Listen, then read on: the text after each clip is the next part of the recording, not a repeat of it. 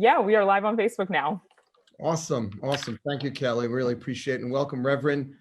We want to take this opportunity to welcome all of you that have just come on or are coming on live for MGE's Leadership three-part series.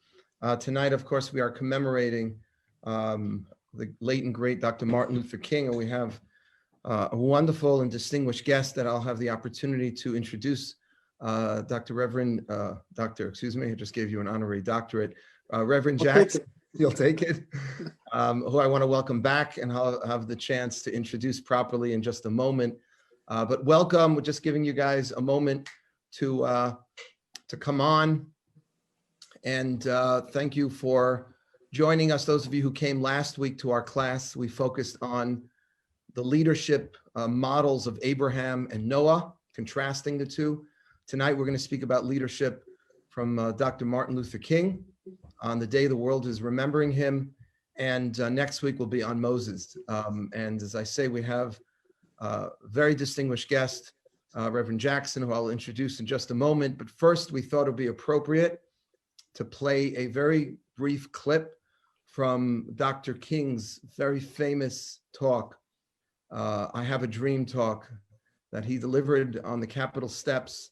I think it was 1963. Was it 1963? Yes. I believe. And it was just showing it to my kids a few minutes ago. Just incredible. I never get bored of watching that, of listening to him speak. So let's begin with that, and then we'll introduce the Reverend. Okay, awesome. Here we go. We're going to share our screen and get it playing. Awesome. And here we go.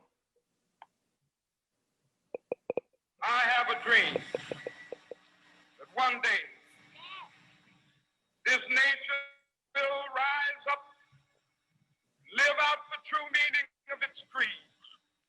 We hold these truths to be self-evident, that all men are created equal. I have a dream that one day on the red hills of Georgia, sons of former slaves and the sons of former slave owners will they be able to sit down together at the table of brotherhood. I have a dream.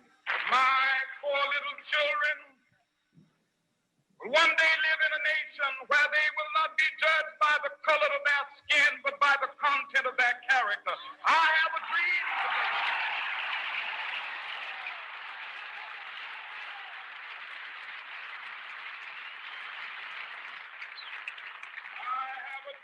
That one day every valley shall be exalted. Every hill and mountain shall be made low. The rough places will be made plain, and the crooked places will be made straight. And the glory of the Lord shall be revealed, and all flesh shall see it together. We will keep his dream alive. MixedNation.com. Join now. Awesome. And there we go. I will just be turning my video off so that we can have the two awesome speakers here. And it will just be Rabbi Wild's awesome face in case anyone gets confused. So gonna let you two take it away. Thank you, Kelly. We appreciate all the hard work. All right, thank you. Reverend, welcome. Thank you. We know each other for many years. The Reverend was kind enough to grace MGE. I don't know how long ago it was, but it was a good couple of years ago. And we know each other. Actually, we met through my brother Michael, many years ago, who's still the mayor of Englewood, New Jersey, not too far from where the Reverend was preaching and ministering for many, many years. For more than 35 years, Pastor Jackson led the Mount Olive Baptist Church in Hackensack, New Jersey. He has retired as pastor of Mount Olive Baptist Church, but continues his ministry in many different capacities, attending to his missionary work around the world. The newly elected president of the Lot Carey Baptist Foreign Missions Convention. He also serves as part of the Baptist World Alliance and the Baptist Islamic Task Force. He's a moderator of the New Brunswick Theological Seminary Board of Trustees and is the president of the Hackensack Fellowship of Black Churches. Reverend Jackson has been serving the Black community and the broader spiritual community for many, many years. He obtained his early education in the segregated schools of South Carolina, while his high school and college educational experience was in the Northeast. He comes from very humble beginnings. Reverend Jackson graduated from St. Peter's College and gained his Master's of Divinity degree from the Colgate Rochester Divinity School, upstate Rochester, New York. And I think your first pulpit, the bio says, was at the Monumental Baptist Church in Elmira, New York. That was until 1984. And at the age of 33, he was then called to pastor Mount Olive Baptist Church in Hackensack, New Jersey, where he served for 35 years, which is an unbelievable career. Just speaking from the perspective of someone who's in the clergy, if you will, that's a huge feat unto itself, and earning such a stellar reputation. Thank you so much for joining us, Reverend. It's really, really an honor. My pleasure. Tell us what today means to you.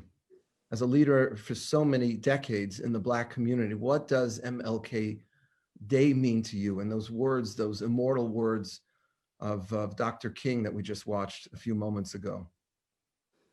Well, first of all, thank you for inviting me, and it's a pleasure to be with you again. Glad to see you well and that your congregation continues to thrive.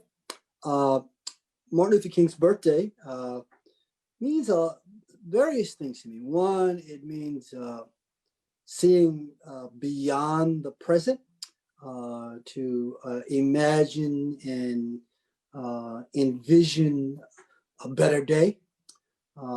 It means, since we're talking about leadership, it means trying to crystallize reality as to where we are right now. Somewhere I read, and I believe that one of the primary jobs of a leader is to define reality. You got to know where you are before you can go forward. And so, Martin, but you can't.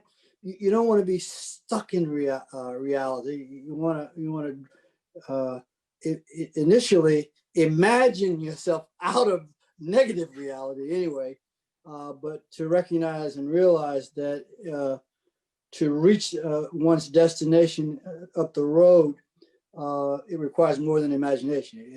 It requires more than dreaming. It requires struggle. It requires action and those kinds of things. So Martin Luther King Day reminds me, and I just deliberately set right in front of this picture. I hope you can see it behind me. That's a house in rural South Carolina. It's not the house that I grew up in, but I grew up in a house similar to that. And I try to keep those pictures of that kind of thing in front of me in my house and in my office to remind me where I came from. So as bad as things may seem right now, it's all relative to who you are, where you come from, and where you're going. So Martin Luther King Day reminds me of struggle, justice, brotherhood, sisterhood, peace, a journey, a destination, intellect, knowledge, all of those kind of things. Wow. That was one of the things I was looking forward to, Reverend, is speaking to someone who's been a leader for so long, because you have a certain perspective. Young people, MG serves a young population, 20s, 30s, millennials. And sometimes people growing up in this era don't have that. I don't have it as much as you do. And maybe they don't have it as much as I do, just because we're different ages and we've seen different things. So I really do appreciate your perspective and being able to look at what we're going through now within the whole civil rights movement. Tell us a little about the Exodus.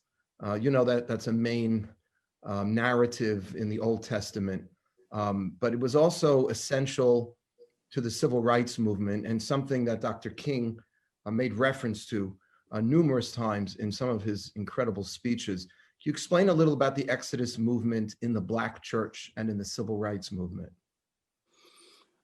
I think that the Exodus, biblically speaking, and from my understanding of the Jewish diaspora and the Jewish journey, I think that we learn from each other, and biblically, we could see ourselves as an enslaved people as a part of that biblical story. And even though those who would enslave us did not want us to learn how to read, did not want us to know anything about that biblical story, somehow we were able to grasp it. And certainly it was a part of our existential experience to be enslaved and to argue against and fight against this mentality that God meant for us somehow to be enslaved and servants of white humanity here in the United States of America. But even beyond the United States, you learn, this connection of this mentality of racism around the world. It was not just limited to here, but that was a part of our own experience in terms of, and so the Bible became a part of not only the Exodus experience, but you mentioned Abraham and Moses and those persons. A part of that journey also became, a part of our journey, trying to find our own Moses, and other biblical prophets and persons in the Bible to tell our story of liberation and of justice and of equality. So, I'm not sure, to be honest with you, I'm not sure that our Exodus story is over. To be honest with you, I think we're probably still on a journey.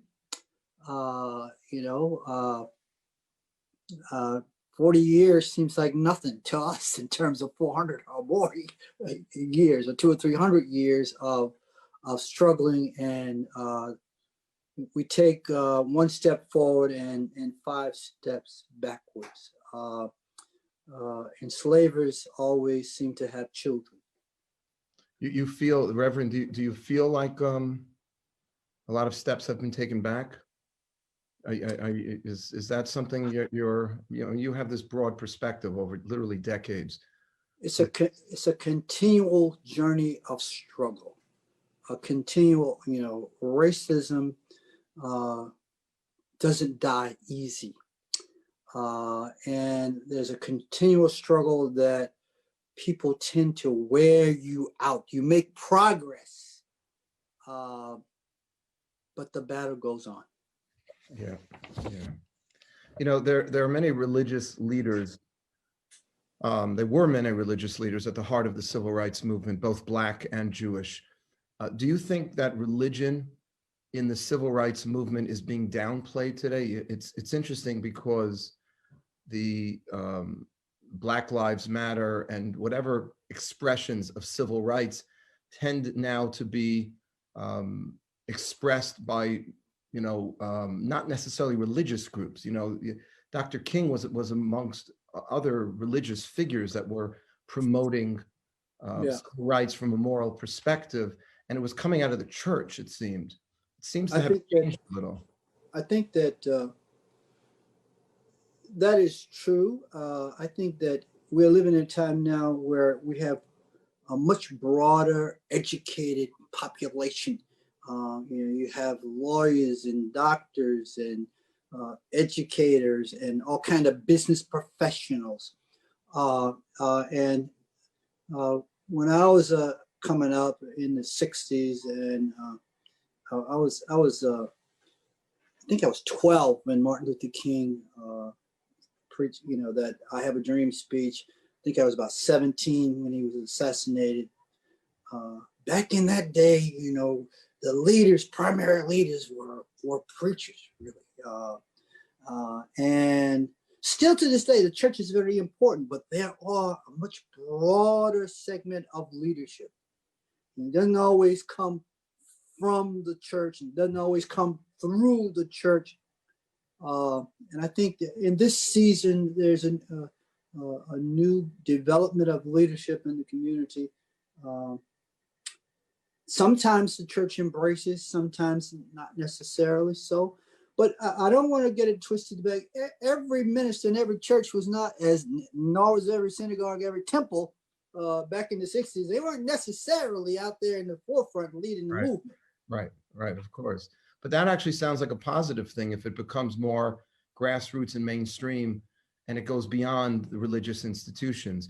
Do you think, though, and this might be a little of a sensitive question, but do you think that in light of the attack on the Capitol and also how some of the Black Lives Matter protests, many and if not most were peaceful, but we know that some turned violent.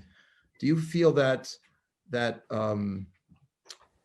is somehow maybe as a result, or you know, do you think that Dr. King's message of nonviolence is being lost in some segments of the community today? I mean, that was one of what was so attractive about Dr. King's message, was not only the moral message, which was fundamental, but it was embraced, I think, by so many different groups. Well, I would argue that it depends on who you talk to. Dr. King's movements were violent too. They were violent by the police beating people up against their head, and you know, so you know, he was not violent, but it certainly was not the case of those police officers back in the day.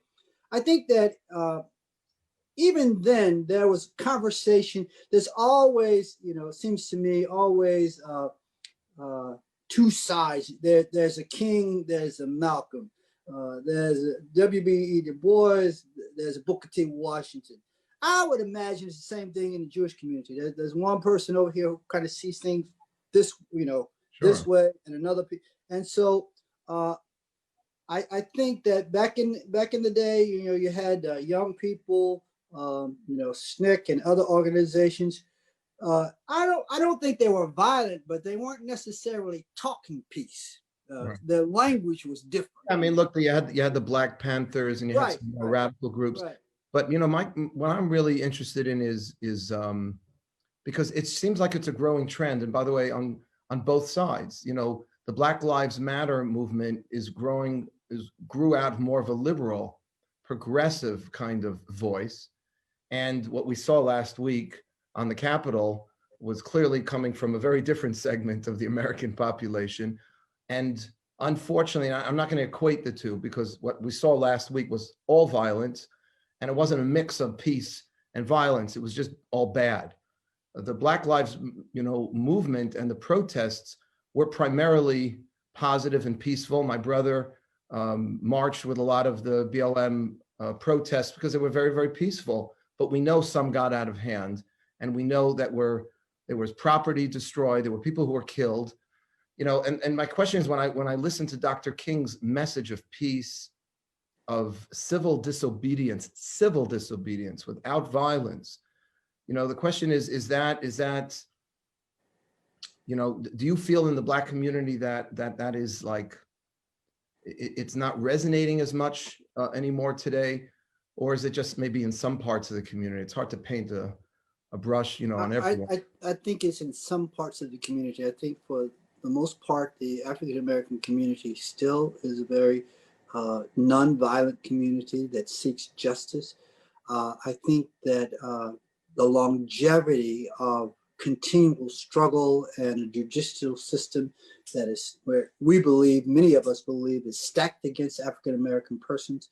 And I think you know, what happened on January 6th at the Capitol, you know, highlights to how two different groups of people are treated in this judicial system. There's no doubt in my mind that there had been Black people who had stormed that Capitol, there would have been bloodshed everywhere. On top of that, there would have been not 100 or 200 people arrested or indicted. There would have been thousands. And I hope and I pray that the same thing will be true in terms of justice will be done for all of those persons who you know, attacked and invaded the Capitol. So I think that we're still a peaceful people, but there's only so long that people can continue to struggle and to see injustice in a community And then when people are arrested, very often they get not convicted. Right. No, I understand. You know, it's a cycle. It's a cycle, unfortunately. Let me ask you this also. Both African Americans and Jews, you know, have experienced being outsiders in American culture very differently. I was just working with my daughter on a paper that she's working on about the restrictive immigration codes that unfortunately were extant in this country in the 1930s and kept hundreds of thousands, if not millions, of European Jews from coming to these shores. There was no country that would open up its doors. And a lot of it was happening because there was a lot of anti-Semitism. I talked to my dad, I talked to my grandparents who lived in the United States at the time. It's hard for us in 2020, we feel so accepted here, let's say the Jewish community, but you know, both of our communities have experienced being outsiders. What similarities and differences can you speak to between our communities? And what I want to get at also is, and these conversations are important, not just to educate, but to see whether or not there are new avenues of cooperation that we can continue to work together.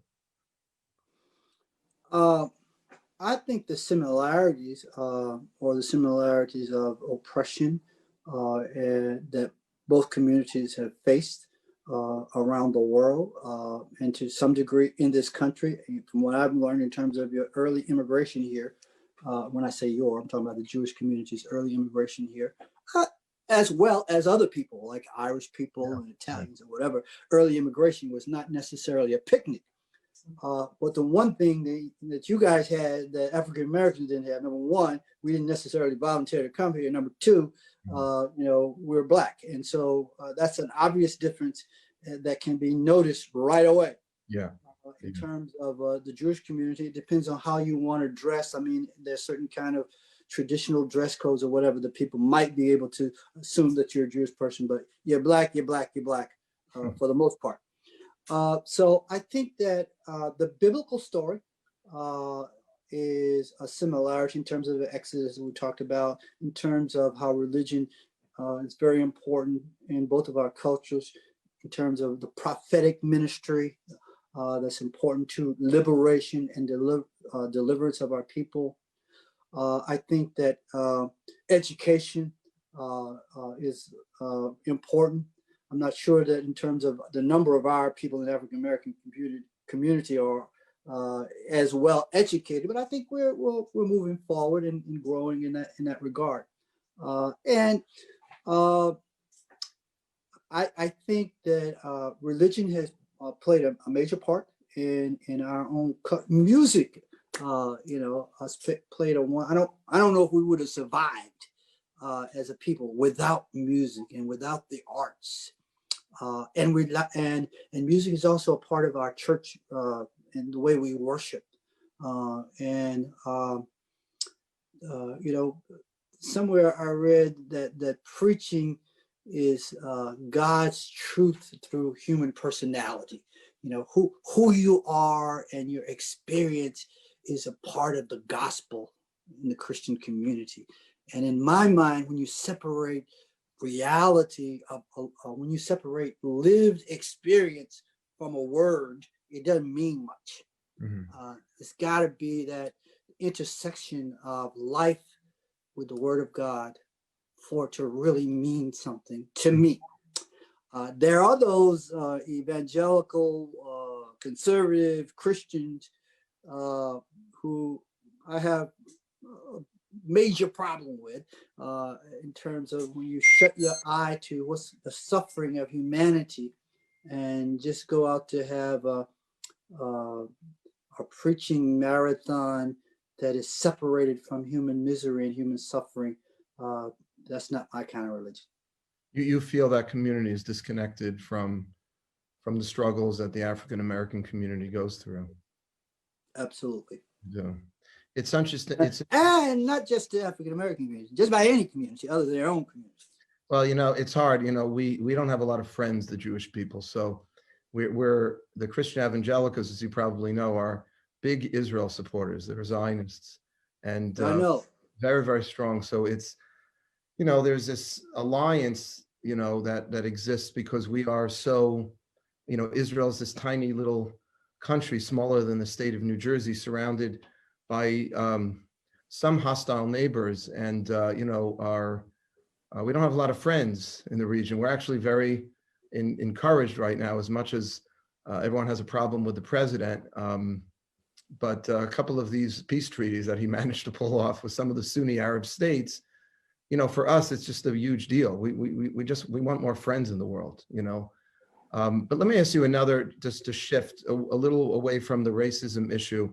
Curious about, there's a great quote from Dr. King, who said that we must develop and maintain the capacity to forgive. He who is devoid of the power to forgive is devoid of the power to love. There is some good in the worst of us and some evil in the best of us. Now, I love that quote because although there's a difference between Judaism and Christianity when it comes to the concept of you know, loving everyone no matter what, how do we rediscover that power of forgiveness in the kind of cancel culture in which we live? I'm very, very concerned that we are holding our leaders, and I'm not talking about the president right now, but that we're holding our leaders in general to an impossible standard. People make mistakes, they even commit moral errors, and we're done with them. They get canceled. There's no concept of, okay, that was wrong. The person owned up to it. They want to move on. No, we're done. That person has no career left, whether it was in Hollywood or it was on Capitol Hill. We don't care. You did something wrong. We're done with you. It's a kind of a strange, almost unforgiving kind of attitude. It's very much antithetical to the Jewish concept. In Hebrew, it's called tshuva, which means repentance, the ability to sin but to come back. What's your feeling? What about, I don't know if this is not necessarily in religion, but what about the Jewish phrase that I've heard, never again? You know, that's you know, pretty much saying the same thing that you said. Saying, to me, it's definitely a struggle. It's not necessarily easy when somebody historically oppresses you and hates you for no reason other than your faith or your race or whatever. The Bible teaches us we should forgive. I agree with you, but I am also saying it is a struggle. Sure. And also, you know, it's one thing to forgive when you tell the truth, but when you continuously lie and you know you are lying over and over and over again, you try to create your own facts. It's tough to forgive somebody. Yeah, no. So I'm not referring to that. According to Jewish tradition, there's no responsibility for anyone to forgive unless they are repentant, unless they admit they're wrong and they sincerely express remorse and you see them doing better. That's what I'm talking about. I'm not talking about someone who's continuing to sin. There is no such responsibility. It's naive, it's foolish to forgive such a person. I'm talking about someone who makes a mistake, you know, a sexual scandal of some sort, and they admit it. Yeah. And we're canceling them. I mean, I'm really trying to take this out of the conversation of racism. I'm not talking about someone who was a racist, continues to be a racist, we should just forgive them. That's nonsense as far as I'm concerned. And Judaism does not believe in forgiving such a person. But I'm just concerned that we have lost the power of forgiveness that Dr. King spoke about in this cancel culture where someone makes one mistake and they're out. Well, if that's what you're referring to, I agree with you. I don't think that we're there in terms of we're all a mixed bag. There's no such thing as a perfect human being. You know, the Bible in terms of Christianity, in terms of sexual or whatever, it talks about if you think it, you know, that. So, you know, if that's the case, absolutely, we are all have fallen short. We all have sinned. We all have missed the mark, and none of us are perfect human beings. And I believe in forgiveness, absolutely. And I think that forgiveness is two-way streets. It's not just to forgive the person, but by the individual forgiving, it also sets us free. It sets you free to be a better person, rather than carrying this load on your back because in reality, even though if we don't forgive that person, well, we need to be forgiven as well, because we all have made mistakes, and we all will continue to make mistakes. I think that is the value for me of being a person of faith. That's the value of going to church, or going to temple, or going to synagogue. That's the value of studying. Not because it's not just a head thing, but it's an internal struggle to be set free from my selfishness. Yeah, no, I hear you. By the way, just going back to something you touched on before, the phrase "never again." So that phrase became very popular in the Jewish community after the Holocaust, specifically referring to support for the state of Israel, which is seen and continues to be seen as a safe haven, that one safe place in the world for the Jew to go, and never to allow ourselves to be put in such a vulnerable situation that we have no recourse against an enemy like we faced in the Second World War. But it's such an important, I think, value in religion in general to see, like you said, we're a mixed bag. We're a mixed bag, and I'm afraid personally that we're going to prevent good leaders who have flaws from continuing to lead when we just cancel them when they make that big mistake. And we're going to continue to encourage people to lie and cover up their mistakes because they know there's no forgiveness. That's it. I'm done. God help us if we are looking for the perfect person, because we'll never find one. No. That's definitely, an issue. Well, this is very, very helpful. What else would you, going back to Dr. King, we're going to let our students come on in a few moments and barrage you with a couple of questions so they get a chance to hear from you as well. But what do you think Dr. King would be doing or saying right now? You know what, besides his emotional reaction that you would imagine him having, what do you think he would tell the Black community and the world, given what has been transpiring this last year or two with racism in America, with the kind of uncivility, disrespect, polarization, divisiveness of the right and the left? He was such a unifier. The words he chose were so, he spoke the truth, but he somehow did it in a way that respected people with whom he disagreed. How do you think he would lead or instruct us to live during this time? I think he would lead in the same way that he led before, by the power of his voice and the eloquence of his voice. But also, I think he would be talking about immigration. I think he'd be talking about poverty. I think he'd be talking about the coronavirus. I think that the coronavirus would be the new Vietnam for him, that really got him in trouble. I think he'd be calling out evil as it relates to mismanagement and lies in terms of supporting administration, in my opinion, who continuously lie. And there are those who, he would be much nicer about it than I am, but then he had a better capacity to dress it up than I do. So I think also, somewhere, I think it was John Maxwell I read that, when you want to know something about a person, you ask him, what do you cry about? And what do you sing about? And what do you dream about? And certainly there's so much that we can cry about. But in America, that's only part of the story. There's always been something, and always will be something to cry about. But there's also something to sing about. And I think that he would lift up over these last 50 years or so, many things that we can really sing about.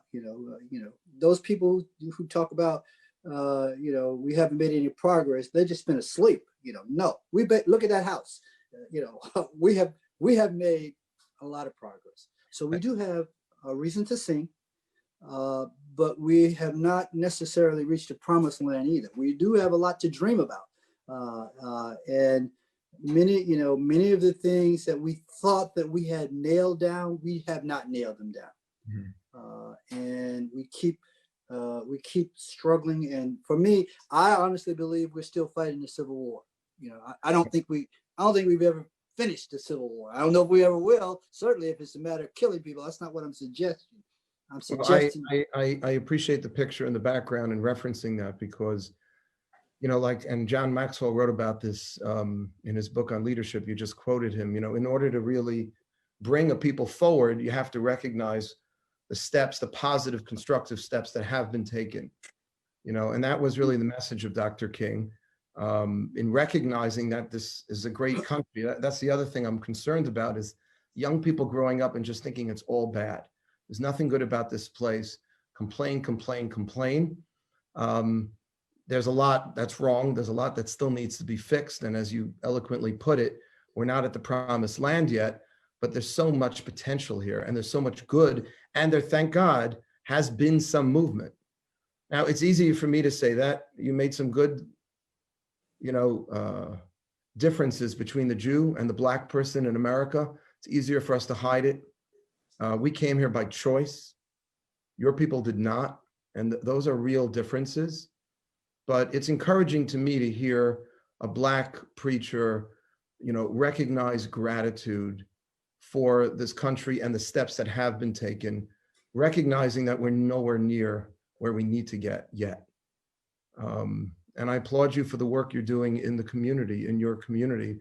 How many years have you been a pastor now? I know 35 years in your last church. 45. Whoa. 45. And I'm semi-retired. I'm still doing some work, but it's okay. Well, it's a calling, so it's not like, you never punched a card. Yeah. Well, I'm looking forward to spoiling my grandchildren. Can I ask you, how many grandchildren do you have, Pastor? Three girls. 2 girls, 8 years old, and a little 3-year-old. And she rules us all. By the way, my brother just texted me, asked me to send you his personal regards. He's why we know each other. Okay, yes. I'm very, very proud of the Englewood, New Jersey, where he's the mayor, is a really interesting experiment because, as you know, there's a very well-established Jewish community there, but also a very well-established African-American community. And he's done a lot of good bringing the two groups together, working together. I'm very proud of him when he does with that. I think that's actually how we met. I think so. I think it's one of the holidays we met at his house. Or where? Remember the hut? We met. I do. And your dad was there too, I think. Yeah. Right. Yeah. Totally. All right. You know what, Kelly, if you want to bring on any of our wonderful, wonderful students. By the way, I don't know if you remember, Pastor Bill, I'll never forget what you said.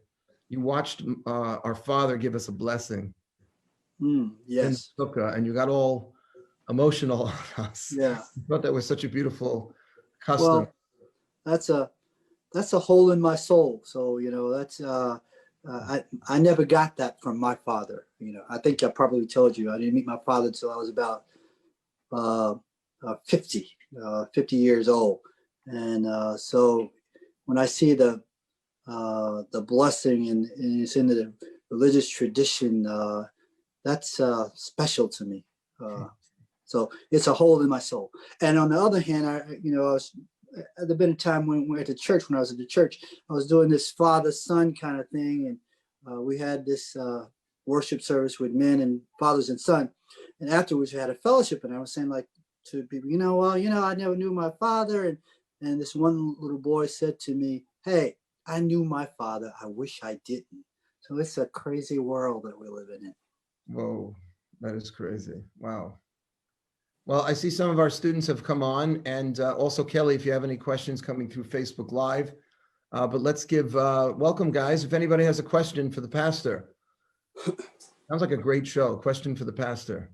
We do what's called an Ask the Rabbi session. This is a little different. Oh, well, I'm not sure I have an answer for you, but if I don't know, I'll tell you, I don't know. And that's my answer. Any questions? Hello. Yeah, Scott.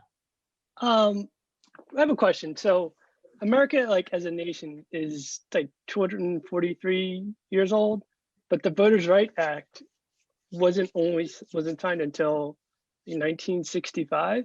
So it's still, America is still like a relatively like young nation when it includes like everyone.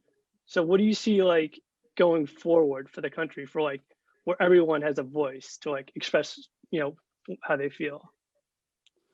I wish I could say that I did not see voter suppression continuing. I think that it will. I think it probably always has, but I think you'll see more organizing in the community, reaching out to people, and doing our very best to make sure that every vote is counted.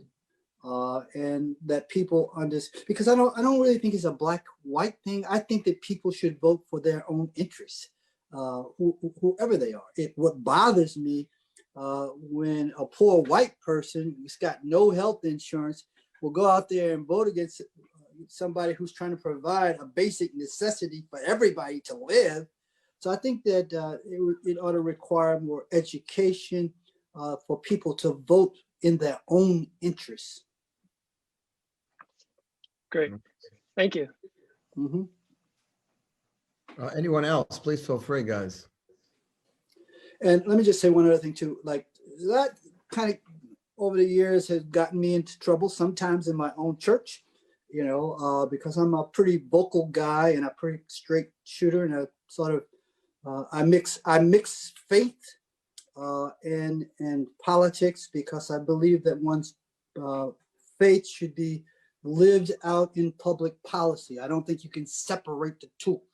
I think that what you believe, and your belief may not be my belief, but it is your belief. Your faith practice ought to be lived out in your public policy. And out in that arena, we ought to be able to argue about, what is right between conservative and I'm a bleeding heart liberal. That's just who I am, unapologetically so. That's kind of, and from time to time, it's got me in trouble in my own church. There are those who for me, sometimes my sermon is reflected by what I'm reading. And sometimes they say, oh my God, he's reading this stuff again, whatever. But that's kind of my story. I made it, I retired. Retired. That's, by the way, a very sensitive area in the rabbinate, because, you can get your head shot off for speaking your own personal opinion. I also, it's hard. MGE, we want people to feel like, I'm sure in your church also, you want people to feel comfortable. And if someone has a little of a different political persuasion, and they think, oh, the preacher, the rabbi, the minister takes this position, maybe I don't belong coming here, it's difficult. It may be difficult, but it's never difficult for me when it comes to a matter of justice. If I can't speak about righteousness, if I can't speak about truth, if I can't speak about justice, fine with me that you go someplace else. You don't belong here. Right. That's really the line is always when the issue gets out of the world of politics and it hits morality. The problem is that line is so thin. That line is so thin because one person's moral issue is another person's. The rabbi got political. I didn't come to synagogue to hear the rabbi's view on politics. I came here to pray. I came here to connect spiritually. But I mean, then if you don't really express your point of view when it comes to a moral issue, then who are you? And what are you representing? I guess for me, I always felt like nobody wants to hear Amos every Sunday. But you do need to hear Amos. When you say, are you talking about like the Hebrew word Amos? No, Amos, the book Amos. Oh, Amos, the prophet Amos. Yeah, Nobody wants to hear him every Sunday, but you need to hear him about justice rolling down. And if you go to a temple or synagogue or church and you never hear anything about justice, something's wrong with it, in my opinion. No, I hear you. By the way, And then also, you also do need, you need the prophetic, but you also need the priestly. And I tried to mix it up, right. but I could not, and I also think, that churches, and I'm speaking for churches now, and I imagine Temple Synagogue saying, churches have personalities like people. And I think that it's a dance between the rabbi and the congregation. It's a dance between the pastor and the congregation. You learn, I hope they learn something from me. I learned something from them, and usually when I would go overboard, it usually starts with my wife telling me that, listen, you went too far. That's where it usually starts. Right. Well, all of a sudden you feel something sharp on your toe. Right. And that's your wife's heel. Right. Yeah. It's usually like, have you lost your mind? Do you realize what you said? And then usually somebody else in the congregation. So, it's that dance. But if there's no dance, there's nothing happening. Especially, Reverend, you said Amos, in Hebrew, it's pronounced Amos. That's why I didn't get it. But Amos. Might be my southern voice. Listen, but in Hebrew, Amos and all of these prophets, they were all preaching about the moral. They were all preaching about injustice and not, to ignore that is to ignore, our teachings, your gospel, our Torah.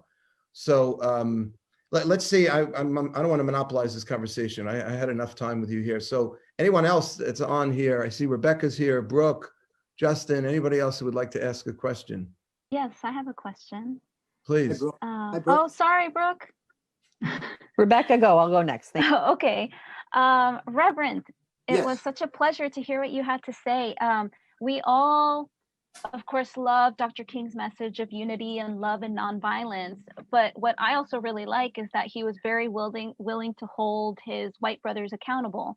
I know in 1963, a bunch of white clergymen wrote a public letter, I think characterizing Dr. King's actions as too aggressive and disruptive and conducive to violence. So he wrote the letter from Birmingham jail, in which he expressed disappointment in white ministers, priests, and rabbis of the South for not, calling out more of for I guess remaining silent on what could be done about these civil rights abuses. So I guess my question is, do you think this remains a problem today in the fight against racism, in your personal experience or what you see in the national movement? Do you think there's a specific role for clergymen to spur members of the community to direct action, especially given how in the letter he expresses extreme disappointment in the white moderate? So I guess what role is there for clergymen to fulfill the need in that area? Nothing has changed. It's the exact same. Oh, I think that the church has lost her voice, and majors in minors and minors in majors, stuck on personal piety and personal morality, about abortion and about sexuality, and absolutely nothing about other. And I'm not saying that those things don't necessarily matter, but absolutely nothing about climate change, and nothing about immigration, and nothing about just simple wearing a mask, those kind of things. So I think Martin Luther King will be all over that. And let me go ahead, Brooke. I had a little follow-up, question. What, I kind of asked this before, and then we'll get to Brooke's question. Reverend, so what would you just, what's happening basically is the right is trying to get the left to hear it and the left is trying to get the right to hear it. Is there any way for us to have a more of a constructive exchange? Because I think, I don't know if we're actually hearing each other. I find sometimes that, We need another Martin. yeah, you know, like, because it feels like we're so convinced of how right we are that as opposed to, let's say, considering the alternative point of view, because it's not that simple that, my family, as you know, from my brother, big immigration lawyers. But, and I'm just appalled. I was working with my daughter on this project about the restrictive immigration code. But we know that there needs to be some kind of immigration law in this country, because the country just can't have everybody. It's just not realistic. And we also know that, ignoring the plight of the poor, and yes, but there isn't just an endless bankroll for everyone to have everything all the time. So things are complicated. And there are people on the right who are very good, upright, moral people who just don't believe realistically that the pie can be cut like that necessarily. And I find that sometimes there's, on the part of the left, sort of a looking down, a moral superiority. You don't care enough about people. And I feel like a lot of those people do care. They just don't either think it's realistic, or they're looking at a different moral issue that same issue brings up. And I feel it's going on the other way too, that the right is looking like the left is just so ridiculous and naive and just so open-minded with losing their brain, that expression. I don't know. I don't know if you can have an answer. This is a tough question, but it just feels like the center we're losing the middle, we're losing the center, because the two opposing views are just not listening to each other, and they're getting further and further apart. I think part of the answer probably is to have an age limit on the people who represent us. I think I'm not the only one that should retire. I think that it's important to know when to hold them and when to fold them. I think the Senate is filled with too many old white men who's lost touch with reality. And I think that that diversity is good. I think that young congresspersons and others, and I think getting back to compromise, I agree with you. Nobody is all right, but there used to be a time when you could compromise. Nobody gets everything that they want, but you get something that you want. I got a lot of hope this summer from young people, and the young people out there protesting. I did not protest. I did not go out. Be 70 years old next month. I was not putting my life. I think a lot of the people that's dying now and this got coronavirus now paid the price by protesting and by standing in lines and voting. And I think the system failed us in so many ways. I think the voter suppression was not voter suppression killed people, and nobody wants to call that out because they went out there and risked their lives to stand in a line because of some politician that deliberately set up a system so that his party or her party could win. Well, okay, Brooke, thank you, Reverend. Brooke, what were you going to ask? It's actually a good segue into my question. Reverend, I thank you for being with us. This was really inspiring and amazing to hear your words. And I'm interested in reading more about some of the themes that you brought up tonight, and was just wondering kind of if you had any recommendations for us to read from people who are the voices of today, kind of digging into these issues. Who's inspiring you that you're reading, and what should we be reading to learn more about this? Read Eddie Glaude's book. I can't think of it.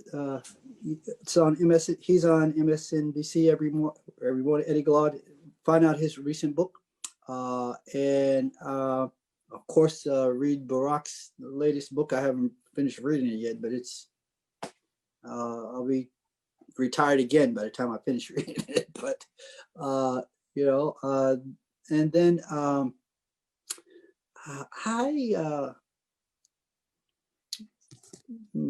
I try to read also the opposite of what I believe. You know, I mean, I actually trying to understand the white male and his gripe with America. I'm not sure that I do, but I read that, try to understand it, and so anything I would say in terms of does that help you?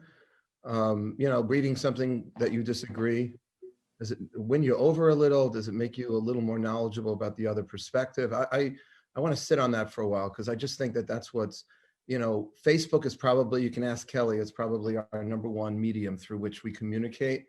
I can't even tell you how many people just defriend each other because they don't like to hear somebody arguing with them from a different perspective. And, you know, in the Jewish tradition, you know, 2 Jews, 3 opinions, we love that, you know, argument. That's how, and it's not just that we love it, it's not just cultural. I'm a personal believer that it's only through 2 opposite sides clashing that some greater truth can emerge. And if we just keep surrounding ourselves, I mean, I'll be perfectly honest, I have the greatest reverence for you, but I disagree, and I've disagreed with some of the things that you've said tonight, but I want to hear them because okay. I think I can learn and I can grow from them. And I'm just afraid, and I kind of grew up that way, like we're not as exercised by hearing something that's different. I just feel like that's changed a little in our society. We're just less tolerant of opposing views, and we're attributing ill will. Like there's a term in Hebrew, being l'shem shamayim, which means for the sake of heaven. So what's that? I think that some of it is ill-willed. Mm-hmm. And I'm tired of giving people a pass. That just everybody's just great, and you know everybody wants the best. Everybody doesn't want the best. There are people who marginalize and demonize people because they voted, and nobody wants to acknowledge that. Right, but you realize, though, respectfully, you realize that's being said on both sides. The pro-Trumpers in this country have been accusing the left of making it impossible for the president to do anything since he took office. I hear that. And the people on the right, excuse me, and the people on the left are saying the same thing. You know, they literally both sides are saying what you just said. And you know that's the question. Once we begin to assume ill will, now there are racists out there, there are anti-Semites out there, and we don't give them the benefit of the doubt. We call them out for who they are. But let's say someone is just not a racist, they're not an anti-Semite, they just really disagree with your point of view. They don't think that's the best way. They don't think universal health care is the best idea for the country. Now it sounds, I don't want to get into that issue, I'm just throwing that out, but it sounds like, oh, you don't care about a poor person having health care, but that person has a different perspective on how. What else would you say? What would you say then? You know, what would you say if that person said, well, I don't think persons should have health care? What are you saying? This okay? Who's gonna? How are they gonna live? Right, of course they need to have, but the question is that a government? Is that an entitlement from the government? Is that something that should be earned? Is that something a company has to give? There are different perspectives on that, and I can make a moral argument for both ways. It's just the question is, which one do you think is going to work better in America? There are a lot of verses in the Bible, in the Old Testament, that are, love thy neighbor, and if you give a loan to someone and they give you a collateral, their only shirt, you have to give the shirt back. I mean, there are a million verses, we both know them in the Torah, but we know that practically, those verses were not being told for the government. They were being told for people. And if you impose all of those things on the government, and let's say, you could just argue this, regulation after regulation is just going to make small businesses impossible for them to prosper. It's just a practical thing. And it might not be a moral issue. It might be that, yeah, in some utopian world, it'd be great if everybody had, but it's not going to work. You know, and then you'll get accused of being a socialist or a communist because you want to just share everything. I don't mind. I don't mind being called a communist. I mean, not a communist, a socialist. I don't mind being called a socialist if it means that there's health care, and I don't mind that. Quite honestly, I think the Bible probably speaks more towards socialism. It does, but it doesn't speak about a government requiring that. It speaks about individual responsibility to give charity, to tithe, you know, all of that. But, you know, personally, I don't think it's, I mean, and this is obviously people have been debating this, you know, religious and secular personalities alike, but it may not work for a government to do that. You know, and we've had a lot of failed socialist societies. So, you know, would we necessarily just assume that someone who's advocating a more, let's say, conservative position just cares less? Now, I'm not saying I believe in that, by the way. I don't necessarily. You know, I think we, like you just said, we have some different political, maybe / theological opinions, and I think it's very healthy for this kind of conversation. I believe that you know, unapologetically, that healthcare is not a privilege. I believe it's a right of every human being, and I think that we make choices. The government makes choices how the government spends money, and I think that healthcare ought to be one of them.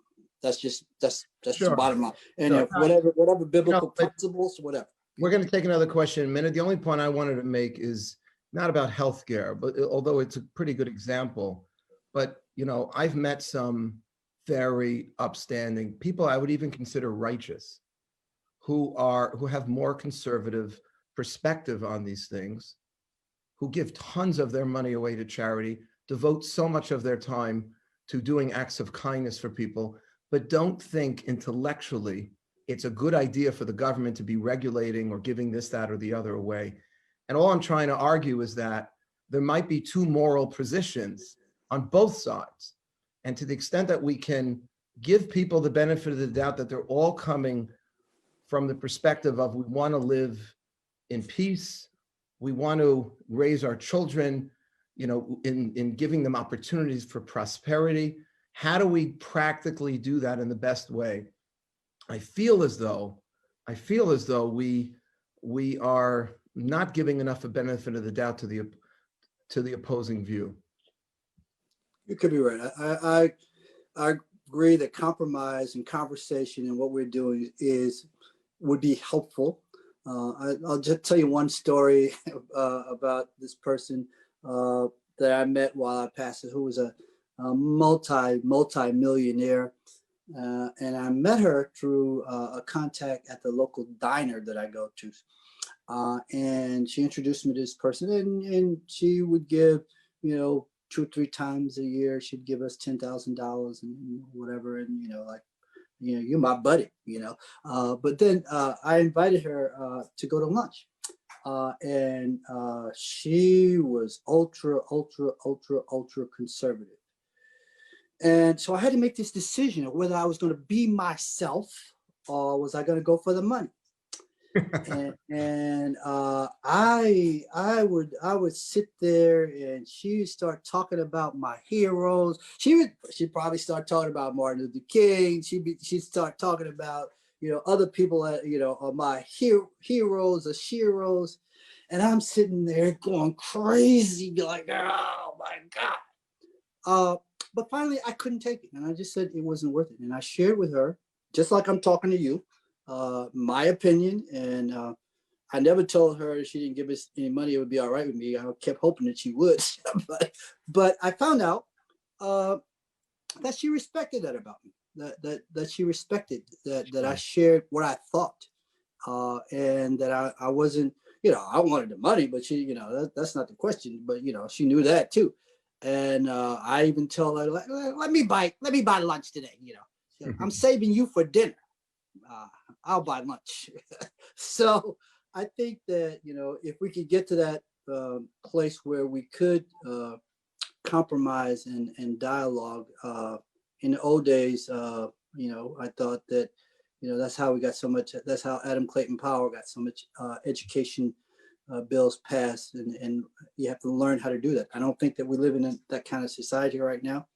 I appreciate that story that you shared about the woman at the diner, because I don't have to tell you, you were right to be you. And I can't imagine that someone who has that kind of money, right, respects someone who's going to express their real point of view. The question is, can we not assign ill will to those with whom we differ, and to say this person might be as good of a moral, upstanding person, even though it doesn't seem that way? Because, like, hey, dude, if you're okay with, giving these kind of tax cuts to the rich, you must be a bad person. I've met people, okay, and they're not all rich, who just believe, they're Adam Smith capitalists, who just believe that people will do better if there's less regulation, and if people can make more money, there'll be more employees, they'll give more charity, and so on and so forth. Now, that's not everyone. That's not everyone. There are greedy people out there. They're simply people who are covering that up, and they're just greedy. They just want more money. And there are also racists out there too. So I'm not advocating this for everyone. That's why it's complicated. Who do you assign ill will to? And who do you say, he's got another point of view? And this gal actually really believes this is going to be better for the country, better for people. That's the tension. The danger of this person, for me, the danger for this person was, I don't want my life in her hands. I don't want her to decide one day, I'm not giving you a doggone thing. I don't want that. I don't think that she has that right to determine whether I live or die, because she did one day. She did, I think she must have blocked my number. I don't know what I did. I don't know what I said, but she doesn't answer my calls anymore. And that's okay. We still go on. But the point I'm making is, the super rich people, as long as they like you, you're good. You're good. But when they cut you off, that's too much power. I hear you. Man. Any other comments or questions? I see my cousin from Washington is on with us. Nathaniel, if you have any, Kelly, how are we doing with, it's 9/11. Yeah, we're going over, but it's been a great conversation. We have time for another question or two if anybody else would like to. Yeah, I was going to ask something, actually, coming from DC here. I don't think about these issues as much in terms of compromise. I see them as a quest for common ground. And a lot of the relational meetings I have are looking for people with whom I can agree on something, even if I don't agree on everything. I just wondered what your thoughts were, Reverend, about coming to terms on one point of agreement and working on that and building from that, even if you don't have a universe of understanding of one another. Amen. I think, I've been in the political world long enough to know that sometimes you have to make, we call them deals. You call them compromise. Sometimes you have to do that to make progress. And nobody goes away happy, but you do make some progress. You think we're going to have that soon? I'm really looking forward to Republicans and Democrats working together to get stuff done. I don't know. I think we'll get some stuff done. I don't know how much compromise it'll be. I don't know. It's a turnoff. When I was younger, I interned for my member of Congress, and me too. What's that? Me too. And I loved it. And by the way, they were both Democrats, liberal Democrats, and it just didn't seem to matter so much back then. Now it's like, I don't know.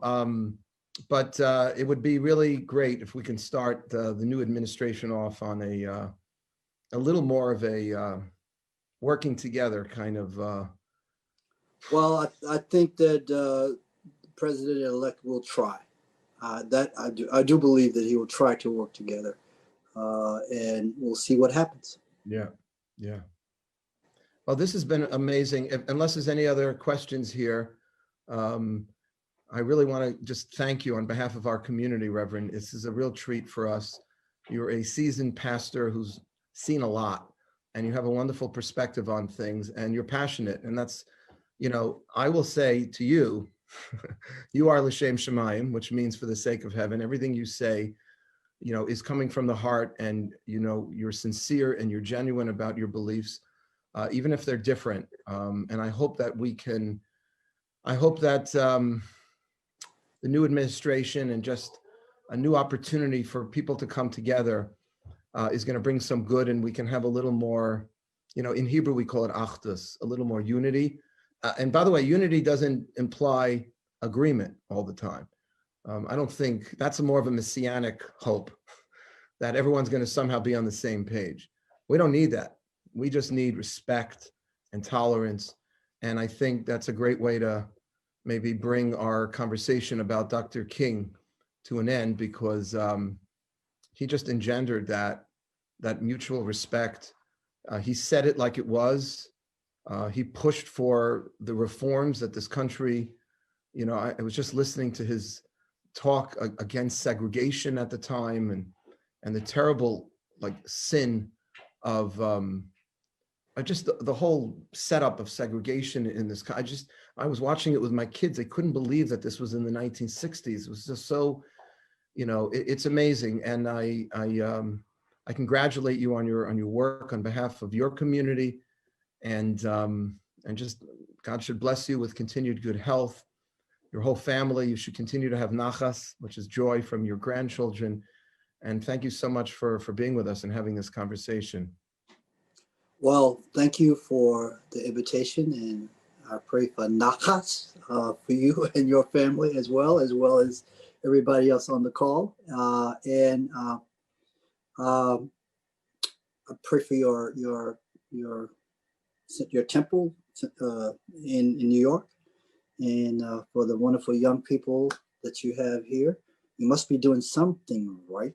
I see a lot of people, although I'm be 70, so everybody's young compared to me on this call. But I'm grateful for your participation as well. And I would like, Kelly, what are you talking about next week? Next week you're talking about what? Moses? I'm talking about Moses next week. Okay. I'd like to, if you can, I'd like to join you. Yeah, of course. Oh my gosh. And I'll, who knows? We may have some more lively conversations. It would be an honor to have you join us, Reverend. Really, it would be a great honor. I can listen to Rabbi. So. Yeah, no, thank you so much for joining us. Sorry, I didn't mean to cut you off, Rabbi. But yes, no, seriously, thank you so much for coming on again. Really appreciate it. And again, I apologize for my own technical difficulties for anyone who might have missed the beginning when Reverend Jackson and I were talking about how even as a millennial, I still struggle with technology sometimes, but I'm glad everyone got on okay and everyone was good to participate. And thank you to everyone who watched on Facebook as well. Thank you. I want to thank also Rabbi Ezra and Rachel and Scott, who's been on the whole time, for helping to set this up. This was a great conversation, and Reverend, we look forward to more. God bless you and your family. Thank you for being with us. All right. Awesome. Thanks so much. Bye-bye. And guys, by the way, Lunch and Learn every day, Facebook Live, 12:30. Tomorrow, I'm interviewing a matchmaker at 12:30. She's awesome, from Israel. Yes, for a podcast. That'll be tomorrow at 12:30 and Tuesday, 12:30. Have a great night, guys. Thanks for coming on. Thanks so much, guys. Rebecca, see you next thank week you. or tomorrow, hopefully. Daniel. Thank you. Have a great night, everyone. Thank you. Awesome.